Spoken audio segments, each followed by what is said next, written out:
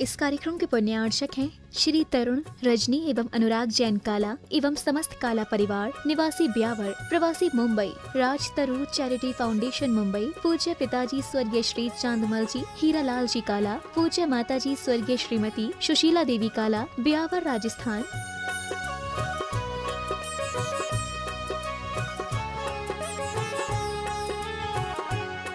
बेटी एवं जमाई श्रीमती अरिधि, श्री अंकुर जी एवं दोहिता आर्यवीर पाटनी, मुंबई। समधी जी श्री रिखब जी एवं श्रीमती पुष्पा जी पाटनी, कोलकाता। भ्राता परिवार श्री राजेश अर्चना, श्री सौरभ, अन्नू, अक्षत, अवधि काला, अजमेर। बेटी एवं जमाई श्रीमती सुरभि, श्री अनित जी छाबड़ा, जयपुर। भ्राता परिवार श्री धर्मचंद, बीना, श्री अंकेश, दीप्ति, अमिघी काला, ब्यावर, मुंबई। बेटी एवं जमाई स्वर्गीय श्रीमती खुशबू पाटनी, श्री कपिल जी पाटनी, जयपुर। भ्राता परिवार श्री कमल, आभा, आयुष, अक्षिता काला, मुंबई। बहन एवं बहनोई श्रीमती सुधा, श्री पदम जी पाटनी, जयपुर। बेटी एवं जमाई श्रीमती मोना, श्री विनीत जी पांड्या, कोटा एवं श्रीमती रुचि, श्री मनीष जी पांड्या, जयपुर। बहन एवं बहनोई श्रीमती वैजयंती, श्री नरेश जी दगड़ा, श्री नवनीत, अंतिमा एवं अरिहंत दगड़ा, किशनगढ़। बेटी एवं जमाई श्रीमती स्वाति, श्री वीरेंद्र जी अजमेरा, अजमेर। बहन एवं बहनोई श्रीमती कल्पना, श्री देव कुमार जी, मेहुल, कासलीवाल, इंदौर। बेटी एवं जमाई श्रीमती ओनिमा, श्री मयंक, दुबई।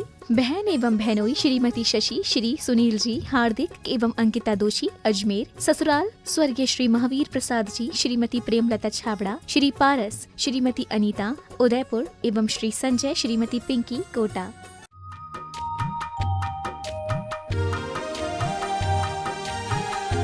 नमो वज्रायाणं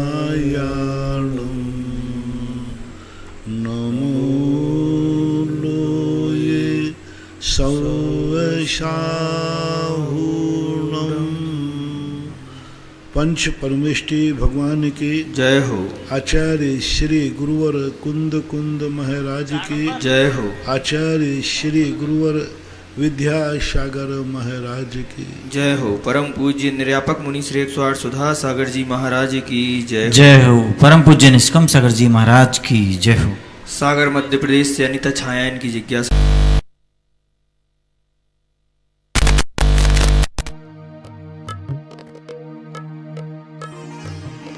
उपसम करता है और अंतर मुहूर्त बाद छूट जाती है और क्षयोपशम सम्यक दर्शन में सम्यक प्रकृति उदय में आ जाती है, जो कि क्षयोपशम सम्यक दर्शन का काल 66 सागर है। गुरुदेव जिज्ञासा है कि 66 सागर तक रहने वाले सम्यक दर्शन में सम्यक प्रकृति उदय में रहती है, जबकि क्षयोपशम और प्रथमोपशम सम्यक दर्शन में सातों प्रकृतियों का उपशम हो जाता है। ऐसा क्यों? कृपया समाधान करने की कृपा करें। ये विशुद्धि वाली बात है, क्योंकि प्रथमोपशम सम्यक दर्शन में विशुद्धि एक अंतर मुहूर्त के लिए, जिसमें अधिक विशुद्धि चाहिए पड़ती है, उसका काल कम होता है, क्योंकि ऊंचाई पर व्यक्ति कम टिक पाता है। इसलिए उपशम सम्यक दर्शन एक अंतर मुहूर्त के लिए ही होता है। क्षयोपशम सम्यक दर्शन में बहुत बहुत भंग है, बहुत उसमें छूट है। उपशम सम्यक दर्शन जब समय होता है, उस समय खाना पीना बंद हो जाएगा, बाहर बोलना चालना बंद हो जाएगा, सुनना गाना सब बंद हो जाएगा। बाद वो अपने आप में एकदम शांत चित्त हो जाएगा, तत्व दृष्टि के चिंतन में पहुंच जाएगा। ना वो खाएगा, ना पिएगा, ना कुछ नहीं करेगा। एक अंतर मुहूर्त तक उसकी ऐसी निर्वेद दशा हो जाती है, ऐसा विशुद्ध परिणाम हो जाता है कि उसका कर्ता हर्तापन कुछ होता ही नहीं। किसी से बोलने का भाव नहीं आएगा, किसी की बातें सुनने का, पंच इंद्रियां बिल्कुल एकदम शांत हो जाती, मन एकदम शांत हो जाता है एक अंतर मुहूर्त काल के लिए। और क्षयोपशम सम्यक दृष्टि में इतना मंद होता है, इतना सतलाचार होता है, खाता है, पीता है, उठता है, बोलता है, यहाँ तक कि झगड़ा भी करता है, गाली गलौच भी करता है, तो भी क्षयोपशम सम्यक दर्शन बना रहता है। सो रहा है तो भी सम्यक दर्शन, क्षयोपशम सम्यक दर्शन। उपशम सम्यक दर्शन सोते समय नहीं हो सकता, सो ही नहीं सकता उसमें। क्षयोपशम वाला छो सकता है, जाग सकता है, झगड़े टंटे सब कर सकता है, संसार के जितने कार्य हैं सब कार्य करता रहता है, तो भी क्षयोपशम सम्यक दर्शन टिका रहता है। लेकिन प्रथमोपशम सम्यक दर्शन में सब काम निवृत्त, एकदम शांत चित्त होता है। ऐसी दशा प्रथमोपशम सम्यक दर्शन की होती है। इसलिए वहाँ सात प्रकृति का उपशम होता है और यहाँ नहीं होता। अंतर बहुत है, बहुत बहुत अंतर। रुठियाई गुना से श्रीमती गुणमाला जैन इनकी जिज्ञासा है। परम पूज्य मेरे आराध्य गुरुदेव के चरणों में कोटिशाह नमन। गुरुदेव, जब हम पूजन करते हैं तो स्वाहा शब्द का उच्चारण करते हैं, परंतु गुरुदेव एक महाराज जी ने हमको बताया कि स्वाहा शब्द नहीं, उस स्थान पर नमः शब्द बोलना चाहिए, जैसे फलम निर्मुपामिति नमः। तो महाराज जी हम क्या करें, सही उच्चारण कृपया समाधान। नहीं, आपको स्वाहा ही बोलना है, क्योंकि आप चढ़ा रहे हैं। मैंने एक बार कहा था आपको, जब आप बिना द्रव्य की पूजा करें तो नमः बोलना। जैसे कभी कभी हम आपके साथ पूजा करते हैं, बैठते हैं, पढ़ते हैं, तो हम नमः बोलते हैं, जलम निरुपामति स्वाहा नहीं। जब बोलें, जब आपके पास जल चंदन अक्षत नहीं हो, मात्र आप वचनों से पढ़ रहे हो, उस समय नमः शब्द बोलना ठीक है। लेकिन जब आपके हाथ में जल चंदन अक्षत अष्टद्रव्य से पूजा करते हो, तब आपको जलम निरुपामति स्वाहा ही बोलना है। स्वाहा के बिना यदि आप स्वाहा के स्थान पर नमः बोल दोगे तो जल को नमस्कार हो जाएगा। हाँ, जल को कर लेंगे, पर नैवेद्य आदि का नहीं, वहाँ पर नमः नहीं बोलना। नमः जब जल चढ़ा रहे हैं तो आपको वहाँ पर नमः बोलना है, चढ़ा रहे तो स्वाहा बोलना है, जब नहीं चढ़ाए तब की बात अलग है। नहीं, नमः बोलने की जरूरत ही नहीं। तो जाप में नमः, जाप में तो नमः बोलते हैं, उसमें स्वाहा नहीं बोलते। कुछ जापों में स्वाहा भी आता है, जैसे आपकी शांति धारा में आता है ओम ह्राम ह्रीम अनादि विद्याई नमो ह्यंतणम ओम सर्व शांतिम कुरु कुरु स्वाहा। तो कुछ में आता है स्वाहा, जाप में भी। इचलकरण जी महाराष्ट्र से प्रकाश चंद्र पहाड़िया इनकी जिज्ञासा है। पूज्य गुरुवर के चरणों में त्रिवार नमोस्तु।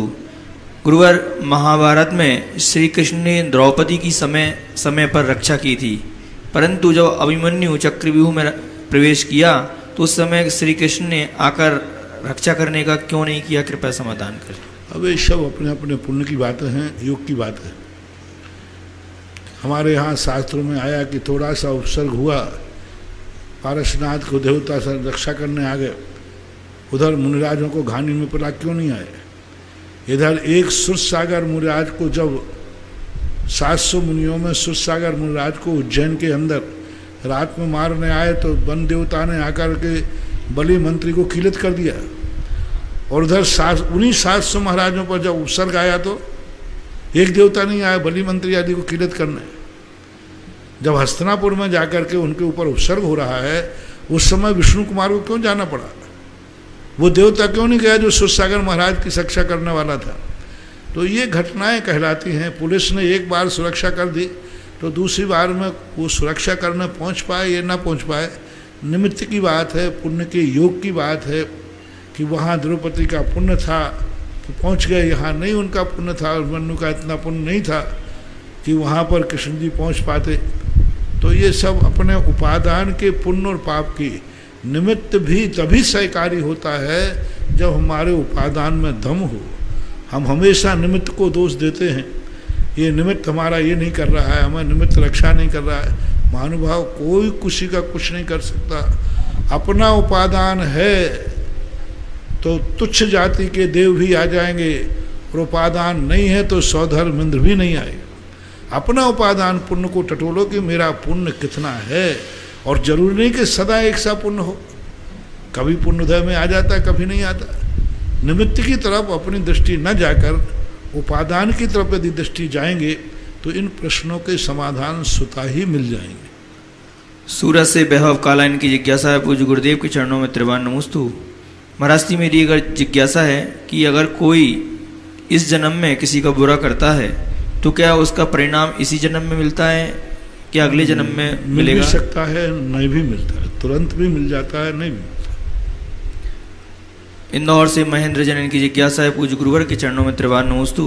गुरुवर, आज श्रुत पंचमी पर्व आया और महाराज से 1.5 वर्षों से जिनालय मंदिर पूर्णतः खुल नहीं पाए, और जिनालय मंदिर में रखे हमारे अमूल्य शास्त्रों में सीलन आ गई है। महाराज जी, आपके माध्यम से भारत के समस्त जिनालयों और मंदिरों में रखे शास्त्रों को किस प्रकार व्यवस्थित करना चाहिए जिससे हम सभी समाज जनों का। मैं 2-3 दिन से कह रहा हूँ, अपने अपने शास्त्रों में, मंदिरों में लॉकडाउन नहीं, ऐसा नहीं है। 2 व्यक्ति जाकर 3 व्यक्ति जाकर बढ़िया अच्छा सैनिटाइज करके, हाथ आदि सैनिटाइज करके और सुरक्षित करके मंदिरों के शास्त्रों की सुरक्षा करो। कोई बात नहीं, अभी 2-4 दिन और नहीं करने को मिलेगा। कोई शुद्ध पंचमी को ही सुरक्षा की जाती है, ऐसी कोई बात नहीं है। औषधि के लिए कोई मुहूर्त नहीं होता। महाराज जी, औषधि खाने का मुहूर्त कब है? अरे मर तो आज रहा है, अब मुहूर्त देख करके उसको ग्लूकोज चढ़ेगा क्या? अरे भाई, जब बीमारी आ जाए दवाई का कोई मुहूर्त नहीं होता। इसलिए ऐसी चीज़ों के लिए अभी कर लीजिए, 2-4 दिन बाद अभी रिलीफ मिल जाएगा तो उस समय कर लीजिए, लेकिन मंदिरों की शास्त्रों की सुरक्षा कीजिए। जबलपुर से चिन्मय जैन की जिज्ञासा है, पूज्य महाराज श्री के चरणों में त्रिवार नमोस्तु। महाराज जी, जैसे किसी मंदिर में यदि बिना प्रतिष्ठित मूर्तियां कई वर्षों से रखी रहती हैं तो उनका पंचकर्णक प्रतिष्ठा नहीं होती, तो क्या ऐसे में समाज पर दुष्प्रभाव पड़ता है? नहीं, कोई दुष्प्रभाव नहीं पड़ता। अप्रतिष्ठित मूर्ति को मंदिरों में आदि सुरक्षित करना, रखी रहती है, वर्षों तक रखी रहती है। 20 साल से रखी नारेली के आदिनाथ भगवान की मूर्ति बहुत सारे रखी रहती, दुनिया में कहीं रखी, ऐसा कोई बात नहीं। कुछ साधु संत लोग ऐसा डरा करके, भय दिखा करके वो ये चाहते हैं कि ये पंचकर्णक मेरे सानिध्य में हो जाए। कुछ साधु क्या है, ये अतिक्रमण चल रहा है आजकल, जैसे तुम लोगों में अतिक्रमण चलता है, दूसरा बनाए हुए मंदिर को, मकान को हड़प करना। सांप होता ना, सांप, वो दूसरे के बने हुए मकान को हड़पता है। ऐसे ही आजकल चल रहा है। मंदिर बनवाने की तो हिम्मत नहीं। अरे सही साधु तो वो है जो अपने मंदिर प्रेरणा से बनाओ, उसका पंचकर्णक करो। अतिक्रमण कर रहे हैं आजकल, समाज परेशान हो रही, पहुंच जाते हैं और कहते ये पंचकर्णक मेरे सानिध्य में करो, मेरे सानिध्य में करो, और समाज को दबाव देते हैं, धमकी देते हैं, डराते हैं, भय दिखाते हैं। समाज के मेरे पास समाचार, महाराज जी हमारी तो भावना नहीं है, लेकिन फलाने महाराज हमें डरा रहे हैं, वो कह रहा मेरे सानिध्य में पंचकर्णक करो। जो साधु अपने सानिध्य में पंचकर्णक करे, उसके सानिध्य में कभी पंचकर्णक नहीं करना। वो पंचकर्णक कभी फलीभूत नहीं होगा, अतिशय नहीं होगा, वो मात स्टोचो रह जाएगा। सारे भारत के लोग सुनो, जो साधु ये कहे कि मेरे सानिध्य में पंचकर्णक करिए, कभी भूलकर पंचकर्णक नहीं कराना, चाहे बिना प्रतिष्ठा की रखी हुई मूर्ति को लेकर तुम मर जाना। वो साधु बहुत, उसमें कुछ है ही नहीं, दम ही नहीं। जो साधु ये कहे कि मेरे सानिध्य में पंचकर्णक कराओ, पंचकर्णक उस साधु के सानिध्य में कराओ जिसको समाज 100 बार लेने जाए तब 101 बार में आवे। फिर देखो उस मंदिर का अतिशय क्या होता है। 100 बार जिस साधु के आगे पीछे घूमो, 100 बार उसको जनता, एक एक बच्चा घर का चाहे, और 100 बार भगवान जाना पड़े तब कहीं किसी शुद्ध गुरु का सानिध्य मिले। देखो फिर मंदिर का अतिशय क्या होता है, फिर मूर्तियों का अतिशय क्या होता है। तमाशा मचा रखा है साधुओं ने, जहाँ देखो वहीं पर लोग, जहाँ देखो वहीं से, और बना एक वेदी बनवाने की ताकत नहीं है। बस अकेला मंदिर बनवाना, हमारी प्रशस्ति लिखी जाए और मैंने पंचकर्णक किया। जो प्रशस्ति के लिए, मान के लिए साधु पंचकर्णक करते हैं, इनके सूर्य मंत्र में कोई दम नहीं होती महानुभाव। पर बाद में कल के दिन तुम रोगे, महाराज हमने मंदिर बनाया, हमारे मंदिर में जब से बनाया तब से हमारा डाउनफॉल हो रहा है, जब से हमने मूर्ति बैठा ली हमारा बुरा हो रहा है, तब से हमने मंदिर में इंद्र बने पंचकर्णक में तब से हमारा बुरा हो रहा है। ये रोते हुए बाद में आते हैं। तो ऐसी गलती नहीं करना। सबके लिए मेरा एक कहना है, जो साधु जहाँ के पंचकर्णक के लिए सानिध्य में लालायत हो, उसके सानिध्य में पंचकर्णक नहीं कराना चाहिए। जिसके लिए समाज चाहती हो, समाज चाहे बार बार उनको लेना जाए। नगर में मंदिर में साधु आ गया इसलिए तुम कराना चाह रहे हो, सो बात गलत है। तुम्हें लेने जाए साधु के नहीं, महाराज पंचकर्णक के निमित्त से साधु को बुलाया जाता है, उसका वर्ग अलग होता है। आप रिश्तेदारी में जाते हो सामान्य रूप से, और किसी कार्यक्रम में जाते हो, वैसे बिना बुलाए चले जाओगे, और जब कार्यक्रम होगा तो बोलो भाई, बिना बुलाए नहीं जाओगे आप, वैसे 100 बार चले जाओगे। अब शादी किसी के यहाँ और तुम्हें निमंत्रण नहीं आया और तुम्हारे ब्याह जी हैं, ससुराल है, चले जाओगे? क्यों नहीं जाओगे? क्योंकि कार्यक्रम है। इसी प्रकार पंचकल्याणक के लिए जब साधु को अलग से निमंत्रण देके बुलाया जाए, निमंत्रण देके बुलाया जाए, तब कहीं जाकर के उस साधु से पंचकर्मा कराना चाहिए। और सारी समाज एक मत हो, एक सहमत हो, जहां समाज का अपराध हो कभी पंचकर्मा नहीं करना चाहिए। चाहे 10 साल निकल जाने दो, कोई फर्क नहीं पड़ता है। कोई मूर्ति रखे रहने से कोई अंतर नहीं पड़ता है। ये सब साधु तो तुम्हें डरा करके अपनी मान कसाई की पुष्टि कर रहे हैं, नहीं करना चाहिए। और मैंने तो तुम्हें बता दिया, अब तुम्हारी मर्जी पड़ो सो करो। मोती कुंज निमाच से श्रीमती सुनीता जैन की जिज्ञासा है, पूज्य गुरुदेव के चरणों में नमोस्तु। महाराज श्री मेरी जिज्ञासा है कि मैं सम्यक दृष्टि हूँ, ऐसा मेरा मानना क्या सही है? और सम्यक दर्शन प्राप्त करने के लिए हमको क्या करना, पुरुषार्थ करना चाहिए? समाधान करें। सम्यक दर्शन के लिए तो आचार्य समंतभद्र महाराज का रत्नकरण साहब का चार पढ़ो, उसमें अपने आप में सब कुछ लिखा है। सच्चे देव शायद गुरु को पहचानो, मूर्ताओं से दूर हो, अहंकार आदि भावों से निवृत्ति पाओ, सम्यक दर्शन की उपलब्धि हो जाएगी। मांगरोल से अतिशय नैवेद्य जैन की जिज्ञासा है, पूज्य गुरुदेव के चरणों में नमोस्तु।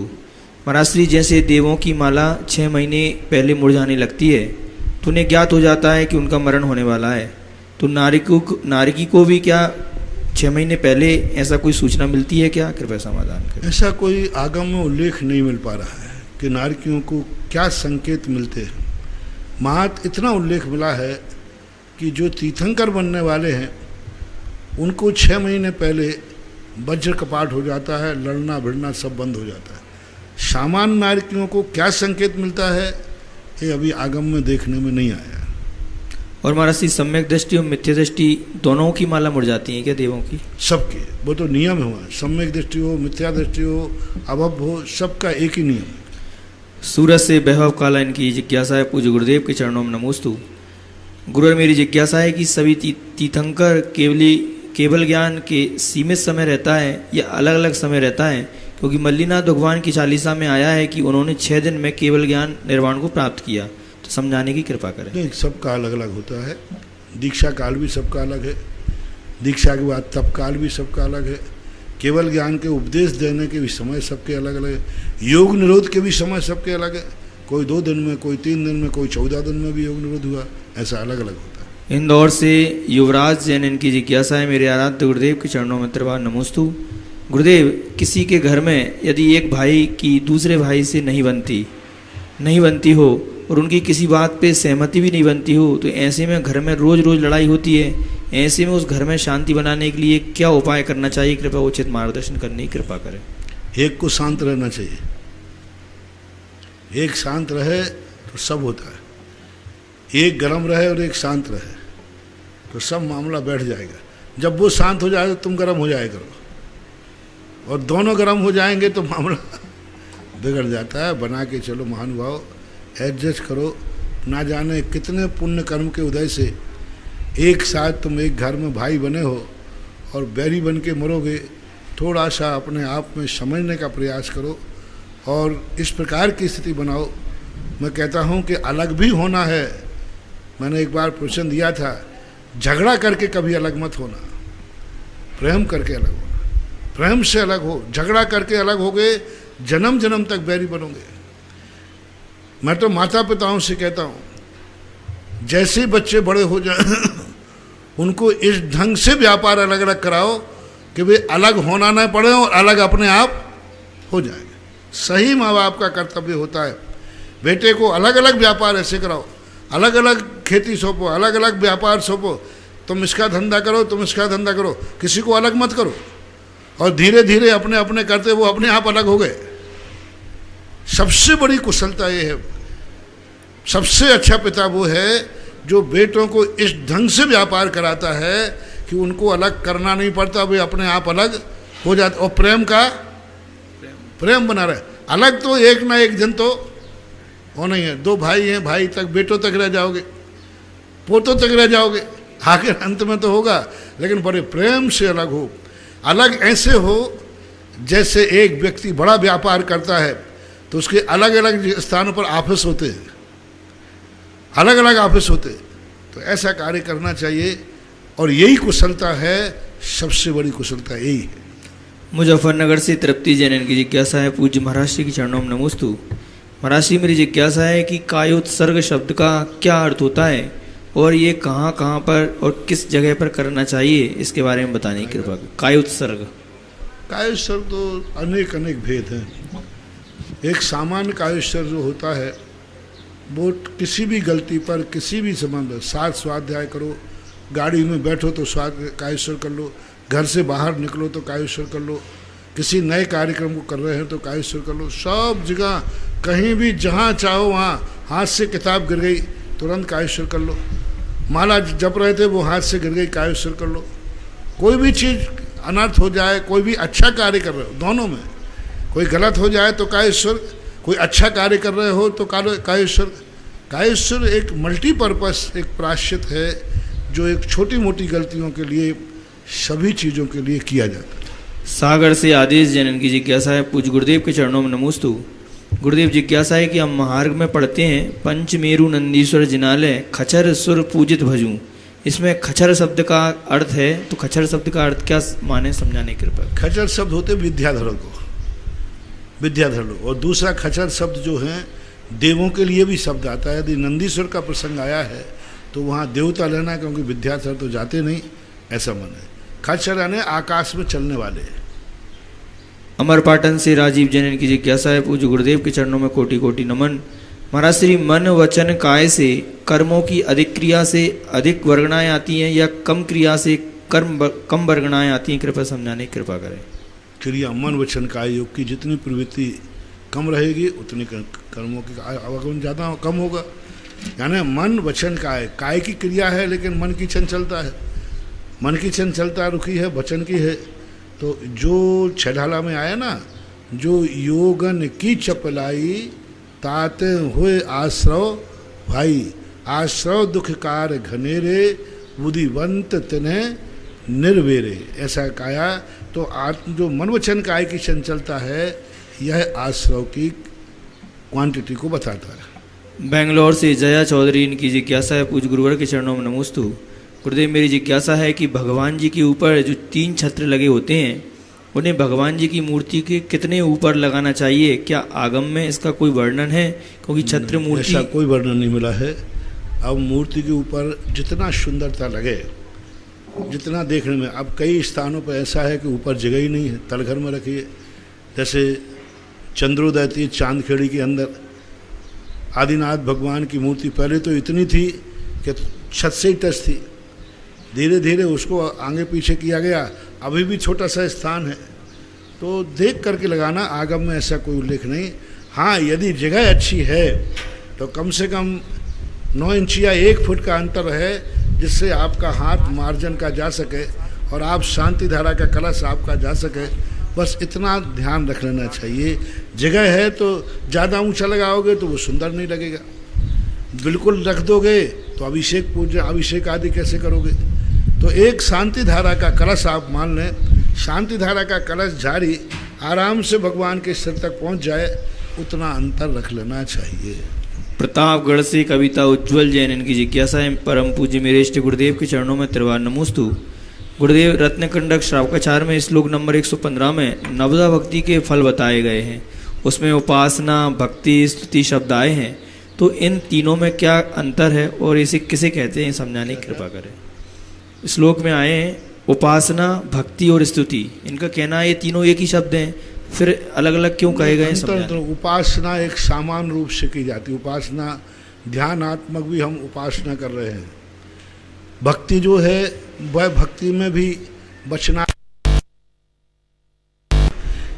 जो होती है किसी छंदबद्ध भक्ति में छंदबद्धता नहीं, भक्ति में मात्र भगवान अवभाग्य मेरे धन्य मेरे भक्ति है। और उपासना अंदर ध्यानात्मक भी हो सकती है, स्तुति वचनात्मक होती है, स्तुति छंदात्मक होती है। जब किसी भगवान की स्तुति हम छंदात्मक करते हैं, शब्दात्मक का एक रूप देकर करते हैं, उसको विशेष रूप से स्तुति बोलते हैं।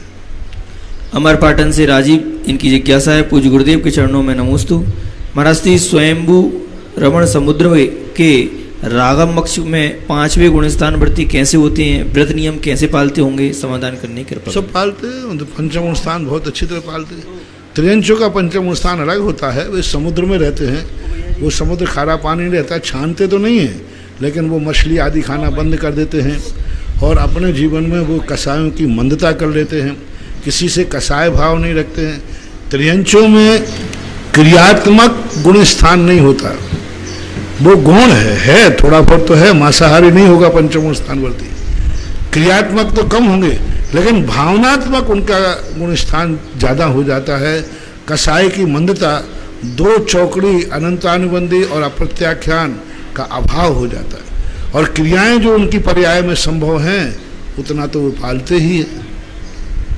परम पूज्य आचार्य गुरुदेव श्री विद्यासागर जी महाराज के आज्ञानुवर्ती शिष्य निर्यापक श्रवण मुनि पुंगव श्री सुधासागर जी महाराज के मुखारबिंद से होने वाले जिज्ञासा समाधान में देश विदेश में अपने घरों पर टीवी के समक्ष विराजित जिनवाणी चैनल, सुधा कलश चैनल के माध्यम से जिज्ञासा भेजने वाले, सुनने वाले, देखने वाले उन सभी भक्तगणों की ओर से गुरुवर के चरणों में त्रिवार नमोस्तु नमोस्तु नमोस्तु।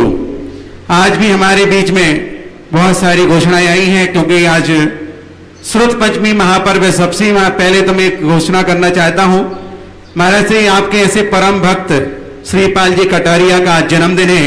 उनकी धर्मपत्नी श्रीमती विजया देवी अजय विजय संजय कटारिया की भावना है कि श्रुत पंचमी महापर्व के दिन हमारे पिताश्री का जन्म हुआ था, और आज के हम जिनवाणी परम पूज्य महाराज जी के कर कमलों में प्रेषित करना चाहते हैं। तो मैं सांगरी संस्थान के हमारे विद्वान अक्षत जी, अमन, जितेंद्र शास्त्री आए, जिनवाणी भेंट करें। दूसरा, सुबह जिन्होंने श्रीपाल का वर्षों से नियम रहा, कहीं भी हूँ शुद्ध पंचमी के दिन शांति धारा करना और साथ बैठना जरूर पहुंचते थे।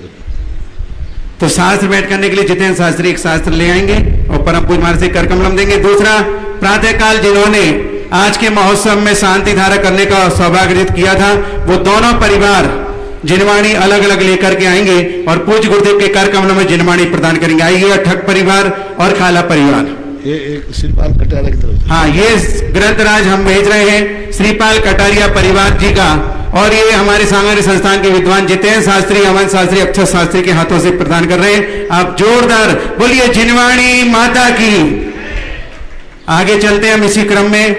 एक प्रतिमा से अस्कुट जिनालय की श्रीमती किरणलता, राजेश, शिल्पा, राजकिरण, रश्मि, राकी, निर्जरा, अभी, मोक्षा, अवधि जैन, उस्मानपुर, अहमदाबाद। एक आधा बीघा जमीन, प्रमोद इधर से एक जन ऊपर आ जाना, इधर से घूम जाएंगे। एक आधा बीघा जमीन 4 क्लस के माध्यम प्रमोद, कुसुम, गौरव, सोनिका, सौरभ, वंदना, वासु, विशु, आशी, आमिषा, इंदिरा नगर, लखनऊ से। एक पाव बीघा जमीन राजरानी विजय कुमार,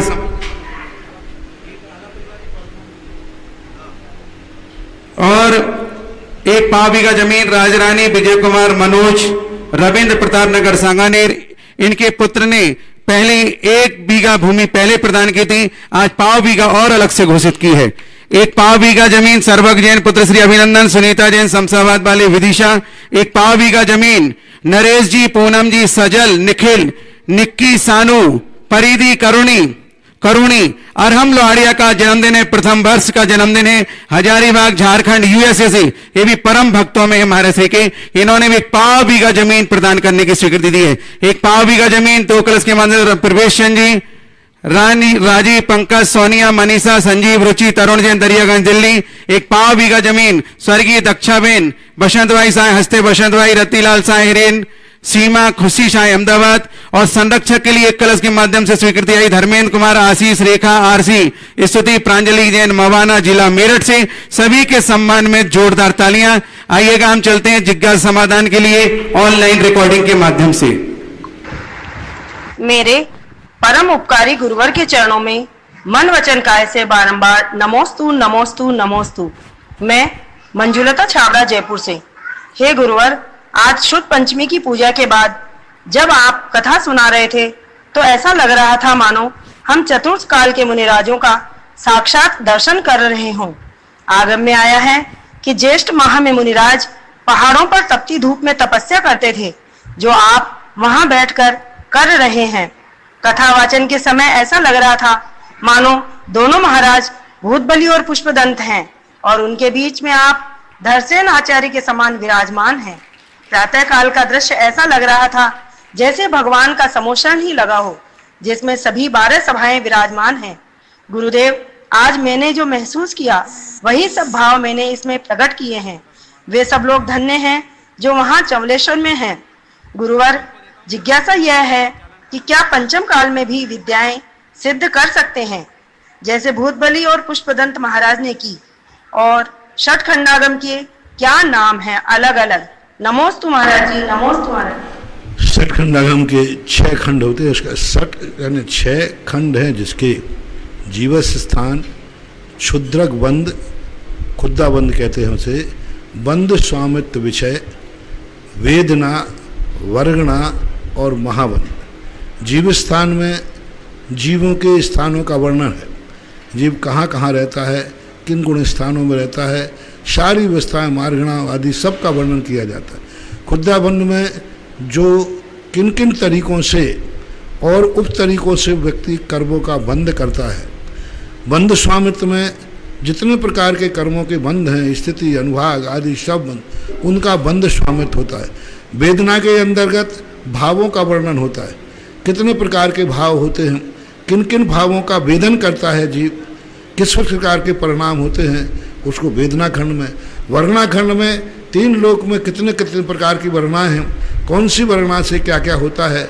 और महाबंध में जो है विशेष प्रकार से जो प्रकीर्णक बंधों की प्रक्रिया होती हैं विशेष, वो महाबंध है।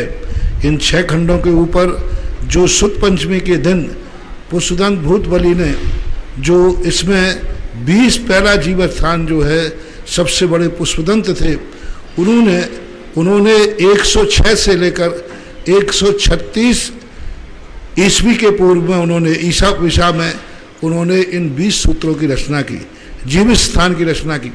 बाद में 136 से 156 तक के काल में 5 खंडों की रचना पूज्यवर भूतबली महाराज ने की। और ये बाद में इतने महान ग्रंथ बन गए कि इसके बाद में कुंदकुंद स्वामी ने लगभग 12,000 श्लोक प्रमाण परिक्रम नाम की टीका की, जिस समय लिखे गए उसके कुछ दिन थोड़े से आगे पीछे। उसके बाद इसके ऊपर दूसरी टीका हुई, समंत्रभद्र महाराज ने इस पर एक टीका लिखी 2री शताब्दी में। फिर 3री शताब्दी में एक महाराज हुए शाम कुंड राम के, उन्होंने एक टीका लिखी, उन्होंने 5 खंडों के ऊपर। इसके बाद 4थे नंबर पर एक तमिल के आचार्य हुए तुमलाचार्य, उन्होंने 91,000 श्लोक प्रमाण इन 6 खंडों के ऊपर टीका लिखी। ये चारों आचार्य के जो टीकाएं हैं आज उपलब्ध नहीं। 91,000 श्लोक प्रमाण टीका कितनी कहलाती है। कुंदकुंद स्वामी ने 12,000 श्लोक प्रमाण, समंत्रभद्र स्वामी ने 12,000 श्लोक प्रमाण टीकाएं लिखी। वे टीकाएं आज उपलब्ध नहीं हैं। 7वीं 8वीं शताब्दी में पूज्यवर वीरसेन स्वामी महाराज ने जो टीका लिखी, जो धवला और जय धवला के नाम से जानी जाती है, वो आज उपलब्ध है। ऐसा ये 6 खंडों में लगभग ये कसाय पहाड़ और षटखंडागम, इन दोनों को टीका सहित मिलाकर 39 भाग हैं। 39, 16 भाग षटखंडागम के, 16 भाग कसाय पहाड़ के और 7 भाग महाबंध के। टोटल कितने हो गए? 39 भाग हुए, 39 भाग ये आज हैं। ये ऐसे महान ग्रंथ हैं जिन ग्रंथों का सारे जैन धर्म का पूरा रहस्य भरा हुआ है। रही बात विद्या सिद्धि की बात है, पंचम काल में विद्या सिद्धि के प्रकीर्णक प्रसंग मिलते हैं, लेकिन वो सब धर्म की रक्षा। सबसे बड़ा ये ध्यान रखना, एक भी सिद्धि किसी की संसार के कार्यों के लिए सिद्ध नहीं किया। जितने आचार्यों की सिद्धि गुरु आज्ञा, यहाँ गुरु आज्ञा थी, मात्र उन्होंने सिद्धि की है। उन देवताओं से कोई काम नहीं कराया, देवताओं को उनको कुछ भी आदेश नहीं दिया, गुरु आज्ञा दी। कभी कभी कुछ लोगों ने सिद्ध की है, जैसे कुंदकुंद भगवान का मिलता है कि गिरनार के पर्वत पर उन्होंने विद्या को सिद्ध करके आदि दिगंबर शब्द की घोषणा कराई थी। अकलंग स्वामी के संबंध में भी मिलता है कि उन्होंने 6 महीने तक एक देवी से संवाद किया था। तो कुछ प्रकीर्ण रूप से कुछ उदाहरण ऐसे मिलते हैं जो की जा सकती है, लेकिन शर्त एक ही है, धर्म कार्य के लिए और गुरु आज्ञा से यह संभव है। अगली जिज्ञासा पना रिकॉर्डिंग के माध्यम से। प्रातःकाल की शुद्ध पंचमी पर्व की पावन बेला में शांति धारा व कथा वाचन सुनाकर आपने चतुर्थकालीन वनों में विराजमान ऋषि मुनियों के साक्षात दर्शन कराए। ऐसे परम पिता परमात्मा को सतना से हम सबका शाश्वत नमोस्तु नमोस्तु नमोस्तु। वन आरती परंपरा क्या कहलाती है? नमोस्तु। आद्य परंपरा क्या कहलाती है? आद्य परंपरा जो शुरू से चली आई, जो ऋषभदेव ने बोले तीर्थंकर, हमेशा उस तीर्थंकर, कोई भी तीर्थंकर उसको बदल नहीं सकता। जो आद्य परंपरा अनादि अनंत काल से जो चली जाती है वो आद्य परंपरा कहलाती है। आद्य यानी शुरू से, सनातन प्रभायमान को आद्य परंपरा बोलते हैं। अगली जिज्ञासा पना रिकॉर्डिंग के माध्यम से। नमोस्तु महाराज श्री, मैं नीरज जैन जबलपुर से मेरे परिवार की ओर से बारंबार नमोस्तु। महाराज श्री, आपके आशीर्वाद से चमलेश्वर तीर्थ क्षेत्र में 1 गज भूदान करने का सौभाग्य मिला। एवं महाराज श्री, हम जिसे भी बताते हैं कि चमलेश्वर तीर्थ में भूदान किया है एवं वहाँ पे पार्श्वनाथ भगवान का मंदिर बनेगा, तो अपने आप में ही एक ऐसे सुख की अनुभूति होती है जिसको शब्दों में बयान नहीं किया जा सकता है। महाराज श्री, जो भूदान करने वाले पुण्यार्जक हैं, आगामी 21 जून को जो कार्यक्रम होने जा रहा है, उस कार्यक्रम में उनकी क्या भूमिका रहेगी? देखो एवं उन्हें क्या करना? हाँ, समझ गया मैं। आपकी भूमि पर तीर्थ क्षेत्र बन रहा है, इसमें कोई संदेह नहीं। लेकिन अभी आपको मालूम है कि चौलेश्वर पारसनाथ कितना सीमित क्षेत्र है। मंदिर के शिलान्यास करने वालों को भी यहाँ रुकने की व्यवस्था नहीं हो पा रही। रुकने के लिए कमरे है ही नहीं, व्यवस्था ही नहीं है पर किसी प्रकार की। तो अब इन व्यवस्थाओं को देख करके मन तो सबका था कि जिन्होंने जो कुछ भी बोला है 1008 मूर्ति विश्वास, उनको भी बुलाया जाए, सबको बुलाया जाए। लेकिन परिस्थितियां देखकर, क्योंकि अभी लॉकडाउन थोड़ा ही है, ज़्यादा भीड़ भी इकट्ठी नहीं कर सकते। हालांकि अब खुल गया है, तो मैं तो कहता हूं कि 21 तारीख को आप अपनी सुविधानुसार, आप अपनी व्यवस्था से, कितनी भी जनता आ जाए, कमेटी संभालने को तैयार है। जय हो। और कमेटी पूरी तैयारी कर रही है कि बहुत अच्छी तरह से सबके लिए, क्योंकि लॉकडाउन अब प्राय खुल ही रहा है और अच्छे संकेत मिल रहे हैं कि खुलने के बाद भी केस बढ़ नहीं रहे हैं, घट ही रहे हैं। दक्षिण भारत में थोड़ा प्रभाव है, उत्तर भारत तो बहुत कुछ मुक्त हो चुका, और राजस्थान में भी बहुत कमी आई हुई है। तो ऐसी संभावना दिख रही है कि आप लोग अपने हिसाब से, लेकिन उनका पार्टी सपोर्ट नहीं होगा, कोई कार्य नहीं करा पाएंगे। फिर उसके बाद कभी होगा, अभी तो बहुत सारे कार्यक्रम होंगे, तो उस समय इनको बुलाया जा सकता है, क्योंकि अभी परिस्थितियां दूसरी हैं। फिर कोई मौका कमेटी का जैसा बनेगा तो उसमें, अभी तो आप लोगों ने जान दिया, हमने कहा कि मंदिर से ज़्यादा भाग्यशाली आप लोग हैं। कौन की दुनिया में भूमि है पाप होते हैं, दुनिया में भूमि है शराब खाने खुलते हैं, दुनिया में भूमि में क्या होता है? तुम्हारी भूमि में वहाँ तीर्थ क्षेत्र बन रहा है, चौलेश्वर पारसनाथ बन रहा है, संतशाला बनेगी, धर्मशाला बनेगी, मंदिर बनेगा। क्या प्रांगण निकल के आया है। सारे प्रांगण में जिस दिन आप आके खड़े होगे, आप अपने जीवन को धन्य मानोगे कि मैंने यहाँ भूमि दान करके बहुत भारी पुण्य कमाया। अद्भुत पुण्य, अद्भुत जमीन, अद्भुत जमीन की एनर्जी। आज कुछ नहीं, तुम 2-5 साल में देखोगे विश्व का हर व्यक्ति यहाँ इस भूमि पर माथा टेकने आएगा जो आपने दान दी है, और भूमि पर माथा टेकेगा और भूमि पर अवभाग्य मानेंगे। ना जाने कितने श्रावक, ना जाने कितने साधु संत, ना जाने कितने आचार्य भगवंत, ना सब कुछ होना है। उस सब भूमि पर कुछ ना कुछ अच्छा ही होना है। लेकिन परिस्थितियों को देख करके आपका कोई कार्यक्रम नहीं बना पा रहे हैं। भावना करें, आपका मन ललच रहा है, मैं समझ रहा हूँ, सबका मन ललच रहा है। ऐसी भावना भाव कि ऐसी अनुकूलता बने कि एक दिन तुम्हारा भी कार्यक्रम हो गए। एक पाव बीघा जमीन मानसी काला पुत्र आयुष काला परिवार तिलक नगर जयपुर से आधा पाव बीघा जमीन। और महाराज श्री शिलाओं की जहां तक बात है, ऑनलाइन में लोगों की स्वीकृति आने लगी। 21 हजार के 2 सेट बुक किए, और उसमें ही महाराज श्री उन्होंने 21 42 होते उन्होंने 45,000 देने की स्वीकृति दी है।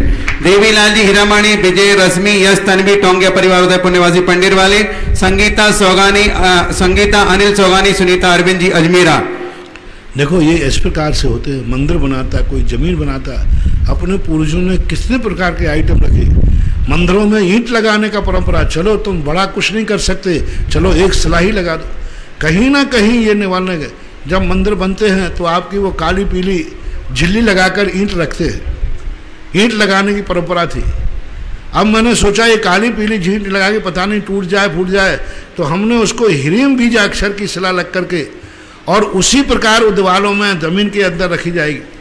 तो आपको लिए ये सारे अपने यहाँ पूर्वजों ने ऐसा मान बनाया कि कोई बड़े हाँ मंदिर नहीं बना पाए, कोई जमीन नहीं दाम दे पाए, तो 5-5 शिलाएं रख दो, 5 बीज अक्षर, 5 परमिष्टि के 5 बीज अक्षर। जिस भूमि पर ये 5 बीज अक्षर तुम्हारे रखे रहेंगे, इस क्षेत्र की वर्गणाएं तुम्हारा हमेशा एंटीना का काम करेंगे। हर जैसे आप वो डिश लगा देते हो ना, तो डिश लगाते ही जो आपको वहां से रिले होता है सब, यहाँ जो कुछ भी घटित होगा ये 5 शिलाएं आपके डिश का काम करेंगे और आप तक यहाँ की एनर्जी भेजेंगी। तो ये सबके लिए कुछ जो जितनी शक्ति रखता हो कर लेना चाहिए। महाराज श्री मंगलाचरण में आपने कहा था कि 21 तारीख को शिलान्यास होगा और सभी लोग कम से कम अपनी प्रथम किस्त अपनी शक्ति अनुसार अवश्य लेके आए। लेकिन महाराज श्री आपका ऐसा चमत्कार रहा कि मूल नायक मंदिर वालों ने 51 कला से अकाउंट में पहले ही डाल दी, 21 तारीख को शिलान्यास तो बाद में होगा। तो ऐसे ऐसे भक्त हैं कि आपके मुख से निकली वाणी साक्षात आदमी ग्रहण करता है और तुरंत अमाउंट डाल देता। 21 तारीख देखो, अभी आज से कितनी 15 है, 6 दिन पहले उन्होंने कहा कौन ले जाएगा, क्या करेगा, उन्होंने अकाउंट में ट्रांसफर कर दिए और महाराज जी के चरणों में नमोस्तु निवेदन कर दिया। अगली जिज्ञासा पढ़ा। वो तो इतने उतावले हैं कि तुम कल ही मंदिर बना लो तो बहुत अच्छा है। जय हो। माता जी का इतना भाव होता है, इतने भाव होते हो कि जितने जल्दी भगवान बैठ जाए उतना ही अच्छा है। उनका बस चले तो वो आज शाम को मंदिर बनाए और सुबह पूजा को पहुंच जाए। जय। अगली जिज्ञासा पना रिकॉर्डिंग के माध्यम से। मेरी आत्मा की असंख्यात प्रदेशों में विराजित महान परम पूज्य गुरुवर के पावन श्री चरणों में अनंतों बार नमोस्तु। गुरु जी, आज श्रुत पंचमी का महान पर्व है। आज वह पर्व है कि एक आचार्य धरसेन महामुनिराज को चिंता हुई थी कि यह श्रुत ज्ञान आगामी पीढ़ी तक के लिए कैसे जीवंत रहेगा।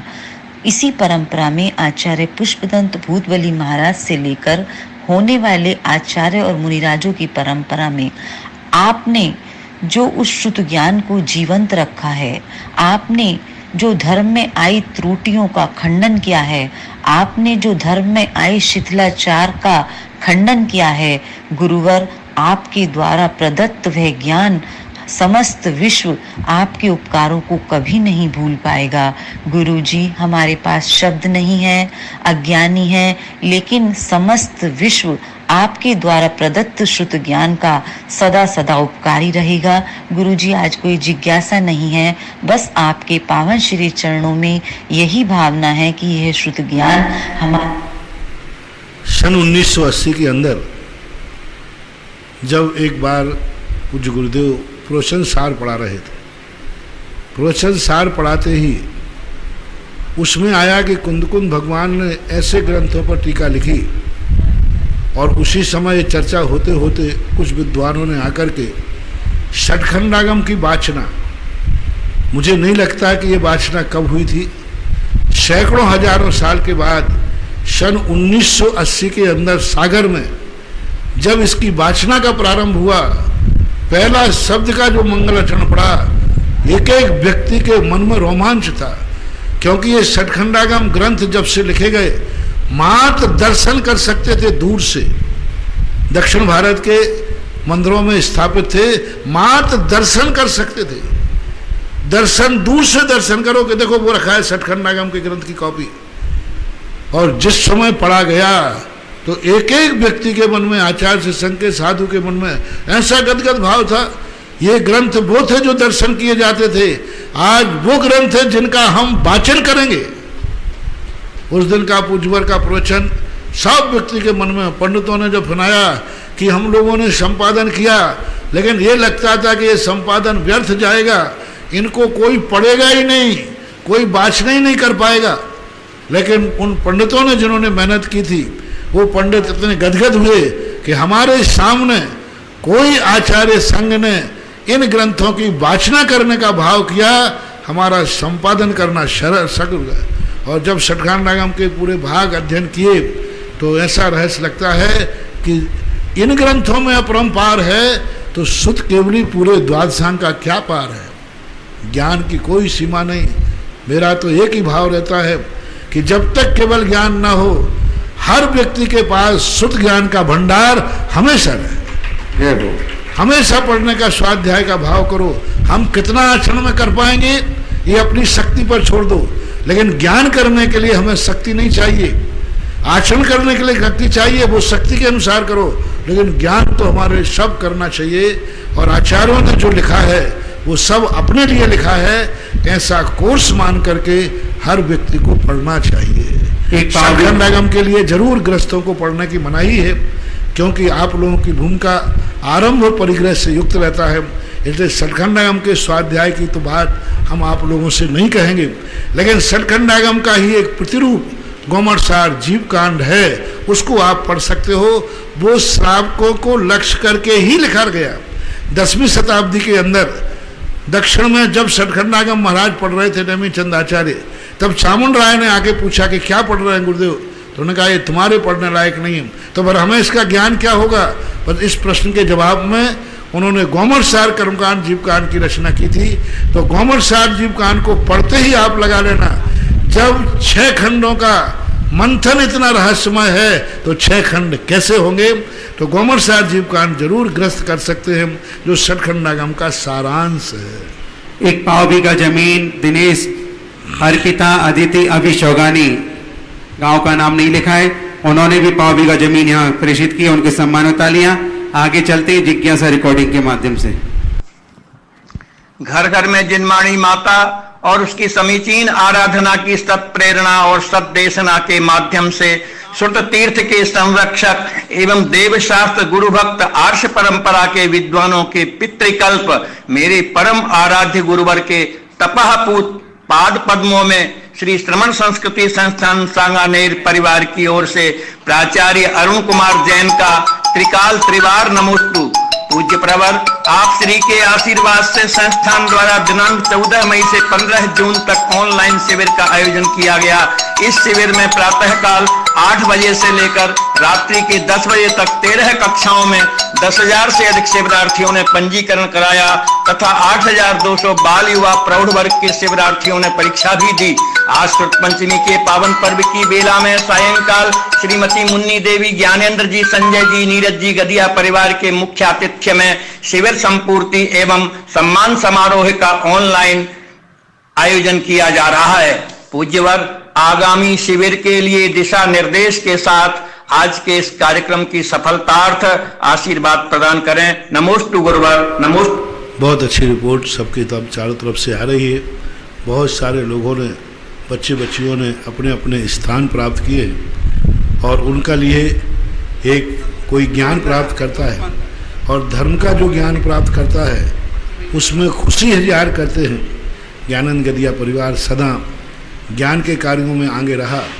महाकवि आचार्य ज्ञान सागर पुरस्कार हो अथवा ज्ञान का कोई शिविर हो तो ज्ञान के प्रचार प्रसार में उनके पूरे परिवार का मन बहुत अच्छा होता है।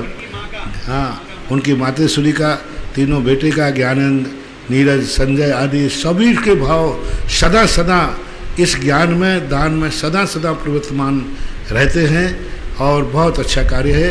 आगे शिविर के लिए जब तक अपना खुला नहीं हुआ तब तक ऑनलाइन शिविर लगे। बाकी ऐसी भावना भाव कि अब अगला शिविर बिना ऑनलाइन के साक्षात मंदिरों में लगे, ऐसी भावना के साथ आशीर्वाद। महाराज श्री अगली जिज्ञासा संजय जी पटवारी बिजोलिया से पूछ रहे हैं। गुरुदेव के चरणों में नमोस्तु।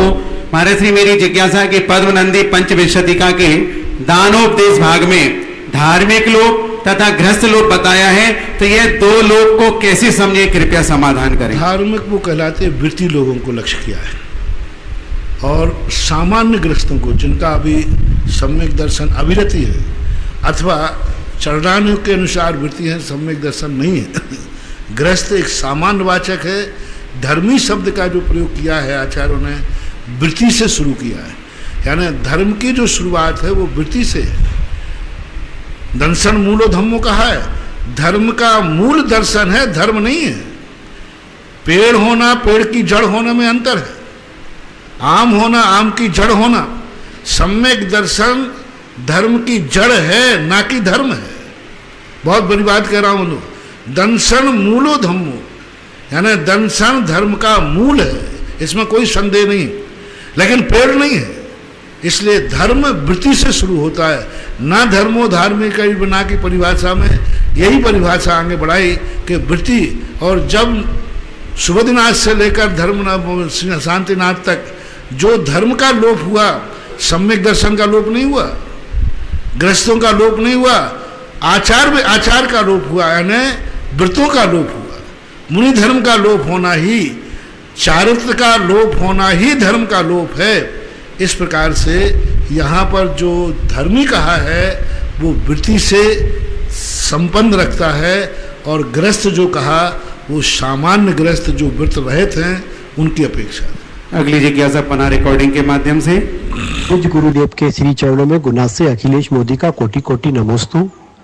पूज्यवर जिज्ञासा ये है कि पूज्यवर पूज्यपाद स्वामी जी श्री शर्वार सिद्धि ग्रंथ जी की दूसरे अध्याय में सतवार सूत्र के 41वें सूत्र में बतला रहे हैं कि संसार के प्रत्येक जीव को तेजस शरीर पाए जाते हैं।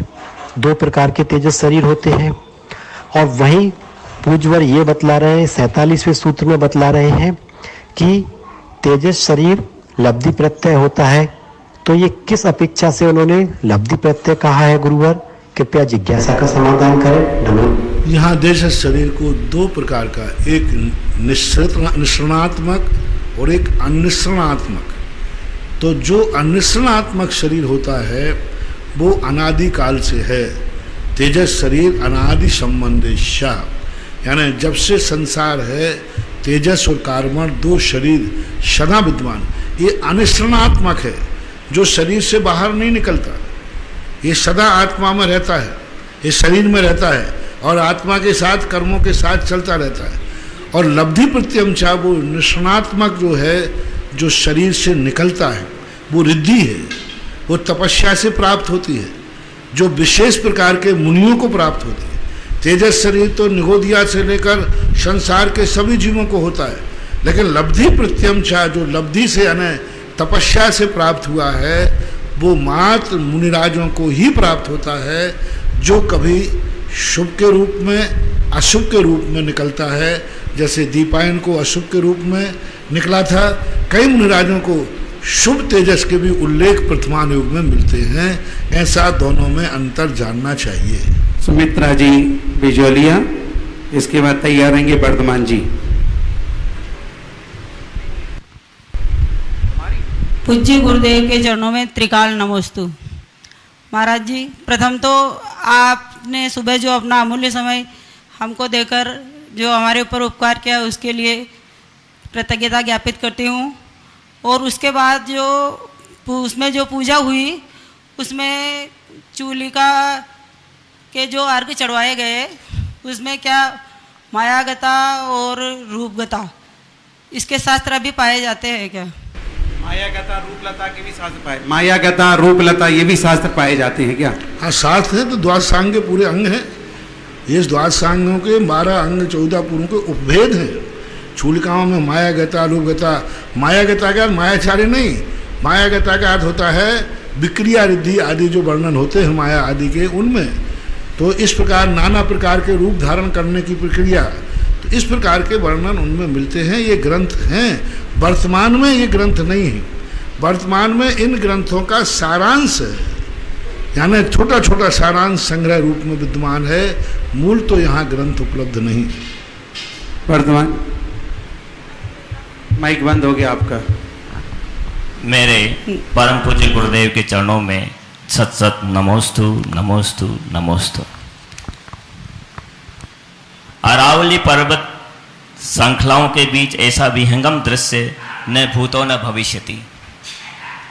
मानो ऐसा लग रहा था जैसे साक्षात दर्शनाचार्य पुष्पदंत और भूत बलि को शुद्ध संरक्षण का आदेश निर्देश के साथ संपूर्ण द्वादशांग का रसपान कराकर भव्य जीवों के कल्याण का मार्ग प्रशस्त करने का संकल्प पूरा किया हो।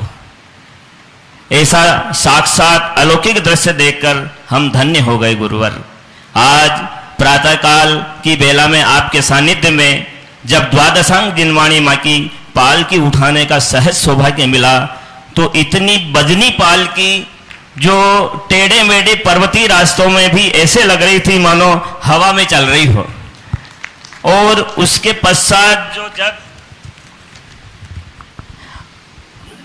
आपके मुखारविंद से दुर्गम पर्वत की कंदराओं के मध्य जिनेंद्र प्रभु की शांति धारा करने का जो हमें सौभाग्य मिला, जिसको तो हम कल्पना भी नहीं कर सकते हैं। हे गुरुवर, हजारों वर्ष पूर्व की यथार्थ घटना का साक्षात दर्शन आज के दिन हमने इन सभी आंखों से किया है। ऐसे प्राप्त महान अवसर को हम क्या समझें।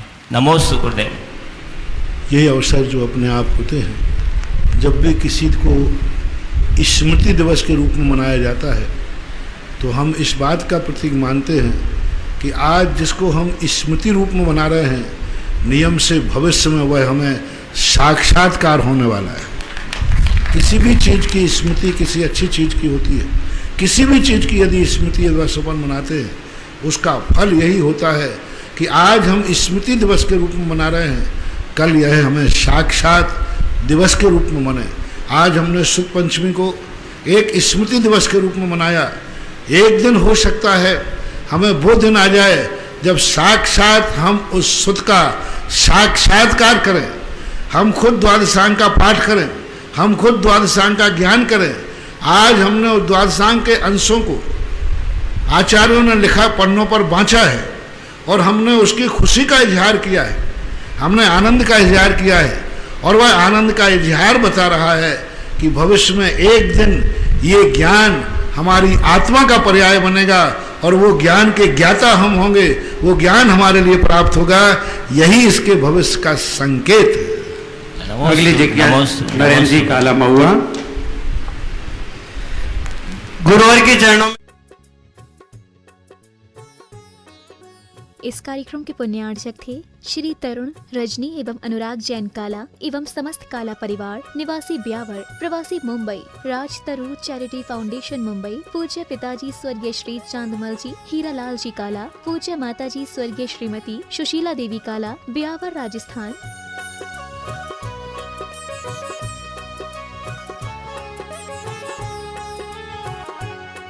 बेटी एवं जमाई श्रीमती अरिधि, श्री अंकुर जी एवं दोहिता आर्यवीर पाटनी मुंबई। समधी जी श्री रिखभ जी एवं श्रीमती पुष्पा जी पाटनी कोलकाता। भ्राता परिवार श्री राजेश अर्चना, श्री सौरभ, अन्नू, अक्षत, अवधि काला अजमेर। बेटी एवं जमाई श्रीमती सुरभि, श्री अनित जी छाबड़ा जयपुर। भ्राता परिवार श्री धर्मचंद, बीना, श्री अंकेश, दीप्ति, अमिघी काला ब्यावर मुंबई। बेटी एवं जमाई स्वर्गीय श्रीमती खुशबू पाटनी, श्री कपिल जी पाटनी जयपुर। भ्राता परिवार श्री कमल, आभा, आयुष, अक्षिता काला मुंबई। बहन एवं बहनोई श्रीमती सुधा, श्री पदम जी पाटनी जयपुर। बेटी एवं जमाई श्रीमती मोना, श्री विनीत जी पांड्या कोटा एवं श्रीमती रुचि, श्री मनीष जी पांड्या जयपुर। बहन एवं बहनोई श्रीमती वैजयंती, श्री नरेश जी दगड़ा, श्री नवनीत, अंतिमा एवं अरिहंत दगड़ा किशनगढ़। बेटी एवं जमाई श्रीमती स्वाति, श्री वीरेंद्र जी अजमेरा अजमेर। बहन एवं बहनोई श्रीमती कल्पना, श्री देव कुमार जी मेहुल कासलीवाल इंदौर। बेटी एवं जमाई श्रीमती ओनिमा, श्री मयंक दुबई। बहन एवं बहनोई श्रीमती शशि, श्री सुनील जी, हार्दिक एवं अंकिता दोषी अजमेर। ससुराल स्वर्गीय श्री महावीर प्रसाद जी, श्रीमती प्रेमलता छाबड़ा, श्री पारस, श्रीमती अनीता उदयपुर एवं श्री संजय, श्रीमती पिंकी कोटा।